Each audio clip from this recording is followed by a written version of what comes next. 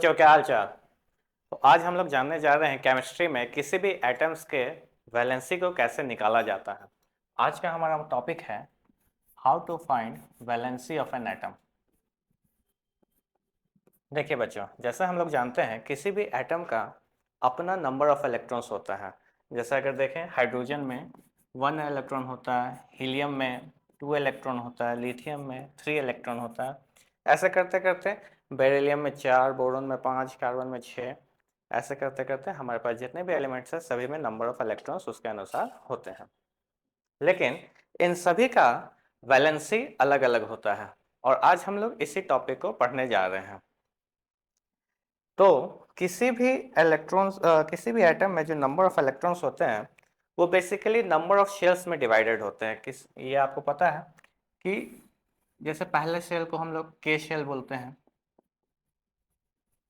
Next L, next M and next N and so on, ये चलता रहता है। नंबर ऑफ शेल जैसे जैसे बढ़ता है वैसे वैसे नंबर ऑफ इलेक्ट्रॉन्स भी बढ़ता है और ये एक बेसिक फार्मूला जनरेट करता है जो कि है 2n², जहाँ पर n जो होता है वो नंबर ऑफ शेल डिनोट करता है। जैसे अगर k शेल हमारा फर्स्ट नंबर ऑफ शेल है तो उसमें कितना इलेक्ट्रॉन्स प्रेजेंट होगा, तो ये हम चेक करेंगे 2 × 1 का whole square, that is 2 × 1 will be 2। अगर ऐसे L में चेक करना है कि how many electrons present in L shell of an atom, so 2 × 2 का स्क्वायर, क्योंकि ये सेकेंड नंबर ऑफ शेल होता है। सो 2 × 4 हो गया हमारे पास 8। नेक्स्ट है M, 2 × 3 स्क्वायर, 3 का स्क्वायर हो गया 9, 2 9 जा 18।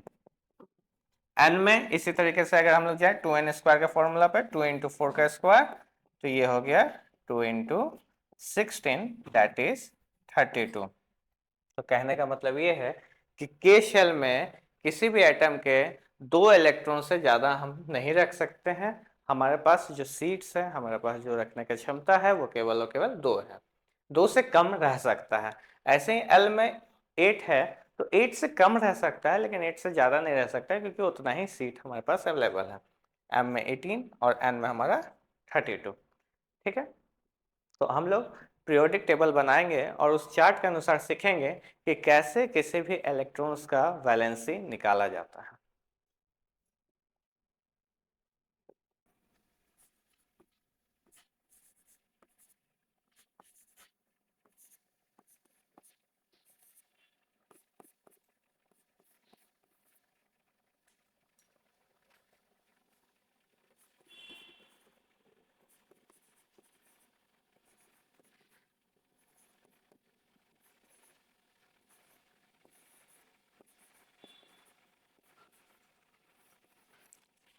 ये पहले 20 एटम्स हैं, hydrogen, helium, lithium, beryllium, boron, carbon, nitrogen, oxygen, fluorine, neon, sodium, magnesium, aluminium, silicon, phosphorus, sulphur, chlorine, argon, के मतलब पोटेशियम और देन कैल्शियम।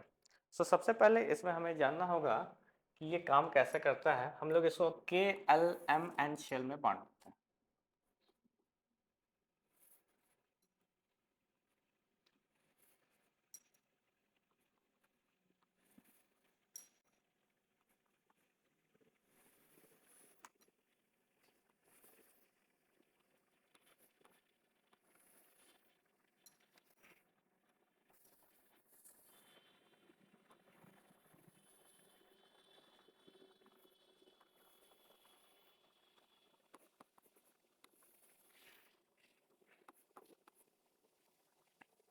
सो K शेल में हमारे पास 2 इलेक्ट्रॉन्स रखने की क्षमता है, L में 8, M में 18 एंड N में 32।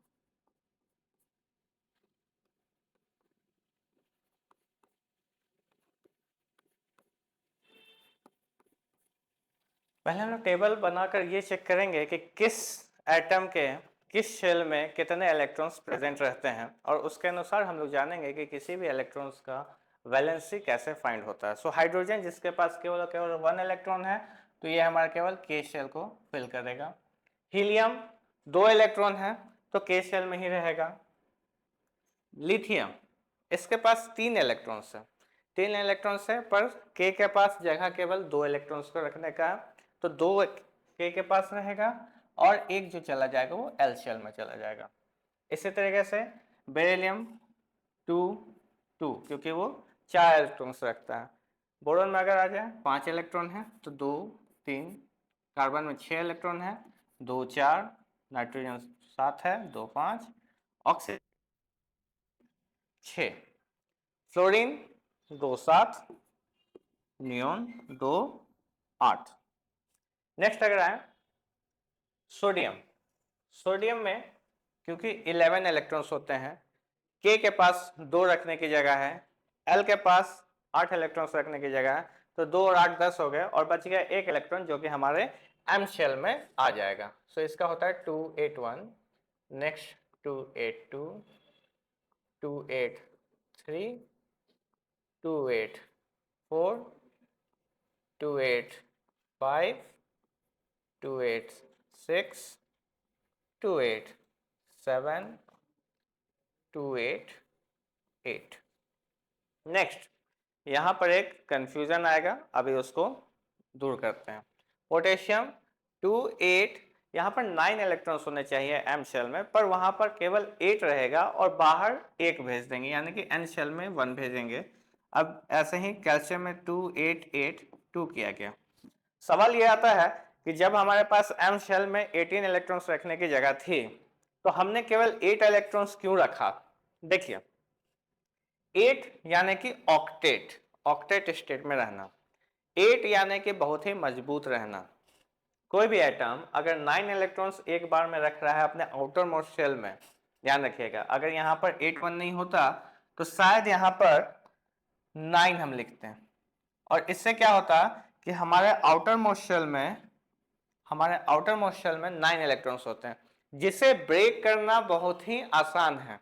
और ये अगर ब्रेक हो जाए तो ये जो इलेक्ट्रॉन है, जो एटम है पोटेशियम, ये बहुत जल्दी ब्रेक हो जाएगा, तो उससे बनी जो भी चीजें हैं वो बहुत जल्दी खराब हो जाएंगी।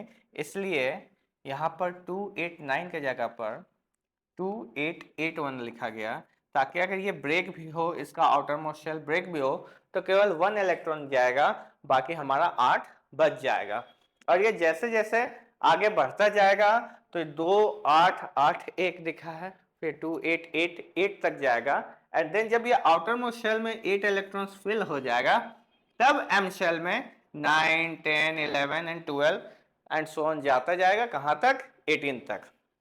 नेक्स्ट फिर क्या होगा जब ऐसा सिचुएशन आएगा कि 2 8 18 8 हो गया कंप्लीट, तो ये जो N शेल है वो 9 से 32 ऐसा नहीं जाएगा, N शेल के बाद O शेल आ जाएगा और O शेल में 1 इलेक्ट्रॉन लिखा जाएगा, फिर O शेल कंप्लीट होगा 1 2 3 4 5 6 7 8, और जब वो कंप्लीट हो जाएगा तब N में 9 से बढ़ेंगे और 32 तक जाएंगे।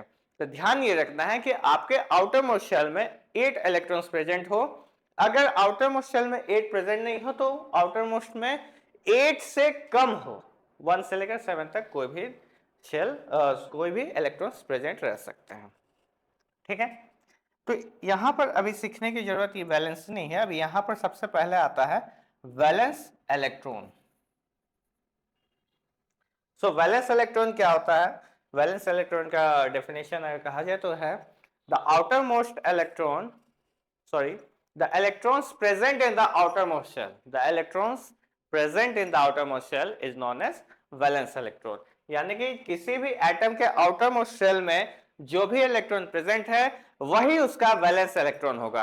अगर यहाँ पे हाइड्रोजन में देखा जाए तो केवल एक शेल है, तो इसका आउटर मोस्ट इलेक्ट्रॉन 1 है। अब इसका वैलेंस इलेक्ट्रॉन, ध्यान रखिएगा वैलेंसी नहीं, वैलेंस इलेक्ट्रॉन ये 1 हो जाएगा। हीलियम में यही केस 2 हो जाएगा। लिथियम में आउटर मोस्ट शेल में 1 इलेक्ट्रॉन है, तो इसका वैलेंस इलेक्ट्रॉन 1 हो जाएगा। Beryllium 2, boron 3, carbon 4, nitrogen 5, oxygen 6 and 7 8 9 1 2 3 4 5 6 7 8, ऐसे करके फिर 1 2 3 4 5 6 7 8, इस तरीके से वैलेंस इलेक्ट्रॉन अपना काम करता है। तो ध्यान क्या रखना है, the electrons present in the outermost shell is known as valence electron. आते हैं वैलेंसी की बात करते हैं कि हाउ टू फाइंड वैलेंसी। तो यहां पर आप ध्यान दीजिए, हीलियम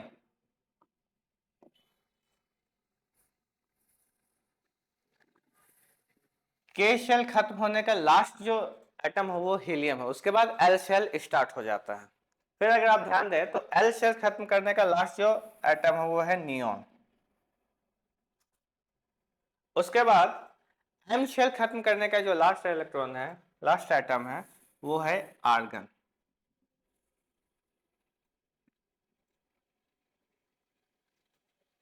तो इन्हें हम एक स्पेशल नाम से जानते हैं और इनका नाम होता है इनर्ट गैसेस,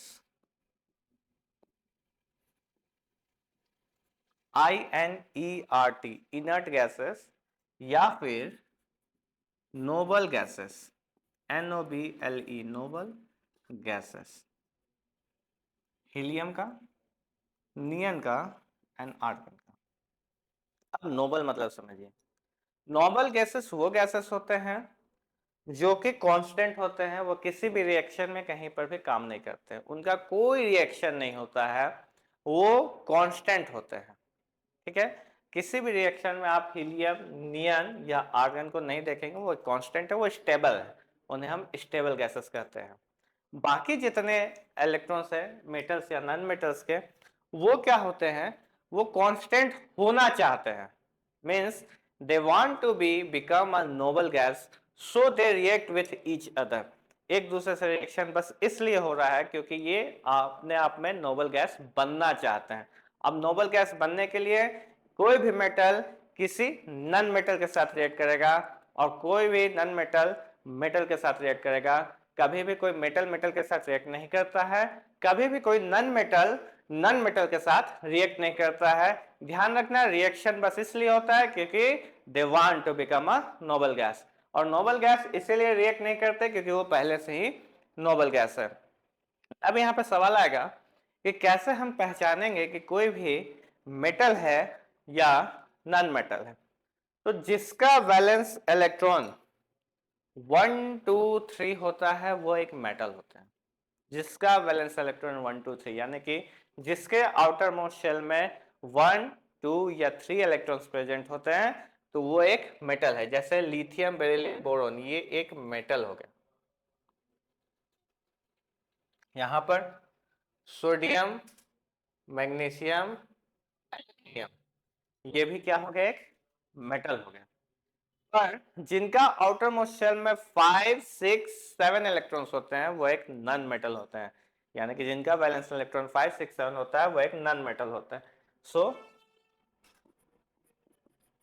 नाइट्रोजन, ऑक्सीजन, आप जानते हैं ये सब गैस होते हैं, गैस मतलब कि नॉन मेटल होना।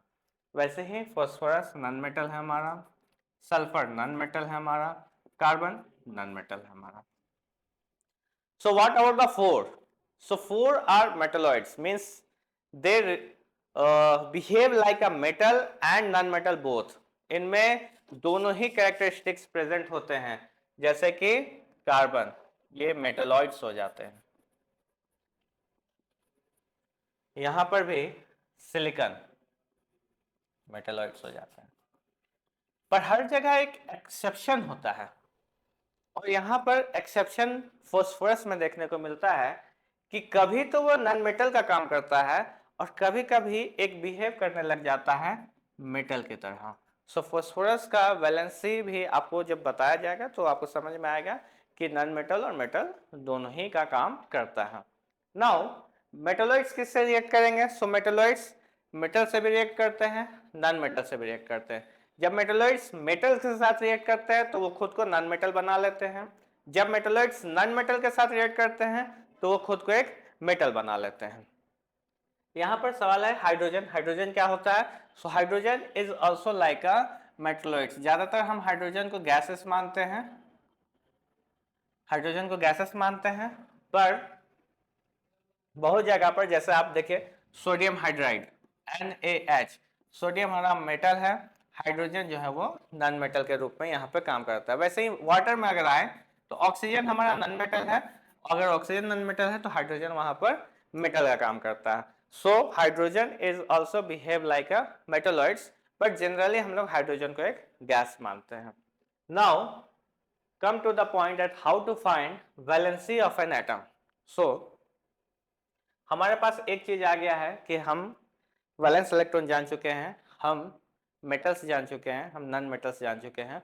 अब वैलेंसी की जो बात है, देखिए अभी मैंने बताया कि कोई भी मेटल या नॉन मेटल रिएक्ट करता है just want to become a stable gas, that is noble gas. So ये अपने इलेक्ट्रॉन्स को या तो लूज करेगा या तो गेन करेगा, ध्यान में रखना है, या तो लूज करेगा या गेन करेगा। और लूज और गेन के प्रॉपर्टी में इसके साथ बहुत सारी चेंजेस आपको देखने को मिलेगी। जैसे लिथियम, अब ध्यान दीजिए ये हमारा लिथियम है, बहुत ही ध्यान से देखिए कि ये जो लिथियम है ये दो नोबल गैसेस के बीच में है, एक हीलियम एक नियन। इसके लिए सबसे आसान क्या है, किस नोबल गैस की तरह बनना, हीलियम के जैसा या नियन के जैसा। तो आपको ये ध्यान देना है जो जिसके नजदीक में होता है उसी के जैसा वो बनना चाहता है। अगर लिथियम हीलियम के नजदीक में है तो वह हीलियम के जैसा बनना चाहेगा, लेकिन अगर वो नियन के नजदीक में है तो नियन के जैसा बनना चाहेगा। सो यहाँ पर हमको देखने को मिल रहा है कि लिथियम जो है वो हीलियम के नजदीक में है। अब लिथियम जो है हीलियम के नजदीक में है, तो हीलियम जैसा बनने के लिए उसको बस ये वन जो इलेक्ट्रॉन है बाहर का उसको अपना लूज कर देना होगा। अगर वो वन इलेक्ट्रॉन हटा देगा तो just they look like similar to. वैसे ही बेरिलियम वो क्या करेगा, वो 2 लूज कर देगा, उसका काम खत्म हो जाएगा। बोरॉन 3 लूज कर देगा, क्योंकि हीलियम और नियन के बीच में अगर देखा जाए तो हीलियम उसके ज्यादा करीब है। लेकिन बात किया जाए यहाँ फ्लोरीन का, तो फ्लोरीन में हमें क्या देखने को मिल रहा है कि वो नियन के नजदीक में है, और नियन के नजदीक में है तो नियन जैसा वो बनना चाहेगा। और नियन जैसा बनने के लिए उसको अपने जो 7 आउटरमोस्ट शेल में जो 7 इलेक्ट्रॉन है उसको 8 करना होगा, यानी कि 1 गेन करना होगा। ध्यान में रखिए 7 है, 7 को 8 करने के लिए उसको 1 गेन करना होगा। वैसे ही ऑक्सीजन जो 6 है उसको 8 करने के लिए 2 इलेक्ट्रॉन्स गेन करने होंगे। सो जहां पर भी लूज करने की बात होती है, जहां पर भी लूज करने की बात होती है वहां पर आप ध्यान देंगे वैलेंसी प्लस, और जितना लूज करना वो नंबर। लिथियम का वैलेंसी हो गया +1, क्योंकि उसको लूज करना है कितना इलेक्ट्रॉन, 1 इलेक्ट्रॉन। वैसे ही बेरिलियम को लूज करना है 2 इलेक्ट्रॉन, तो लूज करने में +2। बोरॉन को लूज करना है 3 इलेक्ट्रॉन, ये +3। फ्लोरीन के केस में है उसको गेन करना है, गेन करने के केस में वो नेगेटिव साइन ले लेगा। और कितना गेन करना है, तो 1 गेन करना है। एक नोबल गैस बनने के लिए फ्लोरीन को 7 से 8 बनना है, यानी कि केवल 1 गेन करना है, सो -1 उसका वैलेंसी हो जाएगा। ऑक्सीजन उसको कितना गेन करना है, उसको 2 गेन करना है, सो -2। वैसे नाइट्रोजन, नाइट्रोजन को कितना गेन करना है, सो 3 इलेक्ट्रॉन्स अगर वो गेन करेंगे तो वो भी एक स्टेबल गैस के जैसा काम करेंगे। सो नाइट्रोजन का वैलेंसी हो जाएगा -3। यहां पर आए सोडियम, सोडियम देखिए नियोन और आर्गन के बीच में है, पर नियोन के एकदम नजदीक में है। नियोन के नजदीक में होने के कारण उसका वैलेंसी उसके वो जो है नियन के जैसा बनना चाहेगा, और उसका वैलेंसी लूज करने के कारण पॉजिटिव साइन में हो जाएगा। और कितना लूज करना है, तो 1 इलेक्ट्रॉन लूज करना है, सो सोडियम का वैलेंसी +1। इसी तरीके से मैग्नीशियम उसको 2 इलेक्ट्रॉन्स लूज करना है, उसका वैलेंसी हो जाएगा +2। एल्यूमिनियम 3 इलेक्ट्रॉन्स लूज करना है, सो उसका वैलेंसी +3। इसी तरीके से चलते हैं। क्लोरीन 1 गेन करना है, क्योंकि इसका आउटरमोस्ट शेल में 7 इलेक्ट्रॉन्स है, उसको 8 करना है, 1 गेन करना है, सो उसका वैलेंसी -1। सल्फर 2 गेन करना है, -2। फॉस्फोरस 3 गेन करना है, सो -3। लेकिन मैंने पहले भी बताया वो नॉन मेटल और मेटल दोनों के जैसा काम करता है, so phosphorus also wants to become a like a neon, तो इसका वैलेंसी +5 भी होता है, +5, -3। Now what about the metalloids, देखिए ये कभी मेटल्स के जैसा काम करते हैं, कभी नॉन मेटल्स के जैसा काम करते हैं। और ध्यान अगर दिया जाए तो कार्बन जो है वो हीलियम और नियॉन के एकदम बीचों बीच है, तो ये दोनों के तरह बन सकते हैं, तो इनका जो वैलेंसी होगा वो +4, -4. सेम इन सिलिकॉन, सॉरी या silicon also, that is +4 and -4. What about hydrogen? क्योंकि उसके तो दो है ही नहीं, दो के बीच में वो है नहीं, वो तो केवल हीलियम के नजदीक में है. But it behaves like a metalloids, so इसका वैलेंसी +1 और -1 दोनों ही होता है. Now come to the point. अगर आप ध्यान दें तो जितने भी मेटल्स हैं उनका वैलेंसी प्लस में है, और जितने भी नॉन मेटल्स हैं उनका वैलेंसी माइनस में है. तो यहां पर आपको एक चीज समझ में आएगा कि मेटल्स जो होते हैं उनको अपने इलेक्ट्रॉन्स को लूज करना होता है so that they become a noble gas. But non metals जो होते हैं उनको अपने इलेक्ट्रॉन्स को प्लस करना पड़ता है, ऐड करना पड़ता है just to become a noble gas. So जब भी आप गेन कर रहे हैं, ऐड कर रहे हैं, तो आपका वैलेंसी माइनस में हो जाएगा, और जब आप लूज कर रहे हैं तो आपका वैलेंसी प्लस में हो जाएगा. ये हमारा आज का टॉपिक था. अगर इससे रिलेटेड आपको कोई भी डाउट्स है तो हमारे कमेंट सेक्शन में जरूर लिखें. Thank you.